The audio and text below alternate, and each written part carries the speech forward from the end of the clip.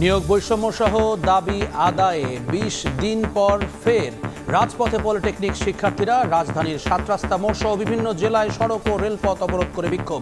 সরকারি কমিটিকে বর্জনের ঘোষণা।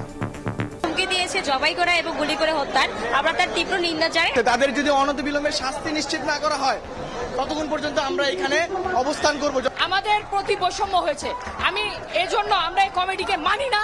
এই দেশের একমাত্র দেশপ্রেমিক প্রকৌশলী থাকলে ডিপ্লোমা প্রকৌশলী আছে। সড়ক রেলপথ বন্ধে সাধারণ মানুষের চরম দুর্ভোগ, সংকট দ্রুত সমাধানের আহ্বান। যাইতে দিচ্ছে না, আমাদের অসুবিধা হচ্ছে। আমরা গরিব মানুষ, রিক্সা না চালালে খাবো কি? পুরো জ্যাম হয়ে গেছে রোড, ওইগুলো দাবিগুলো মেনে নেওয়া হোক আর আমাদের ভোগান্তিগুলো দূর করা হোক। জুলাই সনদ বাস্তবায়ন পদ্ধতি নিয়ে হয়নি মতৈক্য। রাজনৈতিক দলের সঙ্গে ফের ঐক্যমত্য কমিশনের বৈঠক। ২১ সেপ্টেম্বরের মধ্যে চূড়ান্ত সিদ্ধান্তের আশা আলী রিয়াজের। জুলাই হত্যাযজ্ঞের মামলায় শেখ হাসিনা কামালের বিরুদ্ধে আজ সাক্ষ্য দেবেন নাহিদ ইসলাম। আমার দেশ সম্পাদক মাহমুদুর রহমানকে রাষ্ট্রনিযুক্ত আইনের জেরা।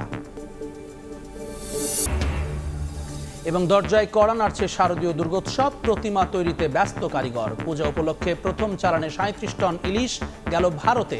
সরবরাহ সংকটের অজুহাতে দেশে বাড়তি দাম।